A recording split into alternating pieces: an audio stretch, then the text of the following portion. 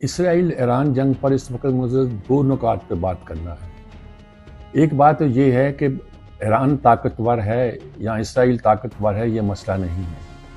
मसला ये पैदा हुआ है कि इसराइल को पहली बार ये सूरत हाल से सामना करना पड़ा है कि उसके अंदर आकर उसको कोई मार रहा है। उसने जंग लड़ी, बड़ी बड़ी जंगें लड़ी। 67 की जंग में मिस्र को वो शिकस्त हुई और बड़ी उसकी आब वताब थी। अब्दुल नासर बड़े अरूज पर थे, कमाल अब्दुल नासर, लेकिन मिस्र भी गया, सहरा सीना छिन गया उनसे, गोलान की हाइट शाम से छिन गई, जॉर्डन तो खैर था ही कुछ नहीं। यानी ये था कि बस इसराइल कुछ भी कर सकता है, तहस नहस कर सकता है, कोई उसके अंदर पेनिट्रेट नहीं कर सकता। और उससे उसके हौसले भी बढ़ गए। उसके बाद भी जंग छोटी मोटी हुई, लेकिन किसी जंग में ये असर नहीं हुआ कि इसराइल के अंदर लोगों को कोई मुश्किलात का सामना करना पड़े। सिर्फ हिजबुल्लाह के कुछ हमलों से उनको एक मुश्किलात का सामना करना पड़ा। अब पहली बार ये हो रहा है जिसकी उन्हें तवक्को नहीं थी कि ईरान के मज़ाइल उसके शहरों के अंदर तबाही मचा रहे हैं।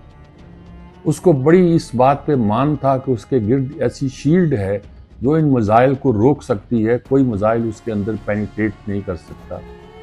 और ईरान के पास ऐसी कुव्वत नहीं है जो उसके दफाई सिस्टम को पेनिट्रेट करे। फ़ज़ाइया इतनी बड़ी नहीं है। जब से उसका बाइकाट हुआ है 45 साल पहले, तो दुनिया ने उसको तैयारे तो छोटे मुल्क नहीं बनाते ना जी, क्योंकि उसको किसी ने तैयारे फराहम करना बंद कर दिए हैं। ना रूस देता है, ना कोई अमेरिका का, तो सवाल ही पैदा नहीं होता। उसके पास फ़ज़ाइया तो उस तरह की है नहीं कि उन पर हमले कर सके। लेकिन उनको मालूम नहीं था कि उन्होंने अपनी मिसाइल टेक्नोलॉजी इतनी डेवलप कर दी है कि वो ब्लास्टिक मिसाइल उनके जो हैं, सुपरसोनिक मिसाइल जो उनके हैं, वो पेनिट्रेट कर लेंगे उनके डिफेंस सिस्टम को भी और उनके शहरों पर भी बमबारी करेंगे। पहली बार उनके शहरों पर टारगेट किया जा रहा है, आग लग रही है, इमारतें मस्मार हो रही हैं, लोग मर रहे हैं। इसके क्या नताइज वहाँ पैदा होंगे ये तो आने वाले दिनों पर चलेगा। लेकिन इस बात का यकीन है कि इसराइल के शहरी जो इस तवक्को पर बैठे हैं कि दुनिया की कोई ताकत उनका बाल बिका नहीं कर सकती, वो देख रहे हैं उनके लिए मुश्किलात पैदा हुई हैं। ये एक पॉजिटिव पॉइंट है जो ईरान के साथ है। और इसलिए अब ट्रंप भी कह रहे हैं कि जंग बंदी होनी चाहिए, मैं मुज़ाकरात करा सकता हूँ। चंद दिन पहले वो ये कह रहे थे कि अमेरिका उनके साथ जंग में शरीक हो सकता है। अब वो तज़ब्ज़ुब का शिकार हैं, रिलक्टेंट हैं। उन्हें मालूम है कि जंग बढ़ गई तो इसराइल का नुकसान ज़्यादा हो सकता है। इसराइल को अब उस नुकसान से बचाने के लिए फेस सेविंग के लिए भी ज़रूरत है। शायद उन्हें अंदाज़ा नहीं था कि उनके पास इतना मिसाइल सिस्टम भी है तो वो रोज़ उन पर हमले कर सकते हैं और सैकड़ों की तादाद में मिसाइल फेंक सकते हैं। एक तो ये पॉइंट है।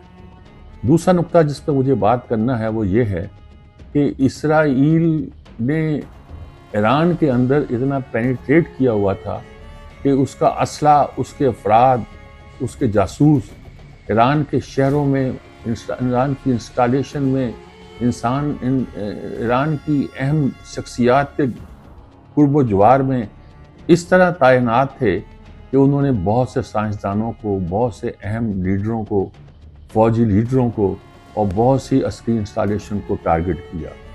बाहर से नहीं, अंदर से। और ये बड़ी ख़तरनाक बात है।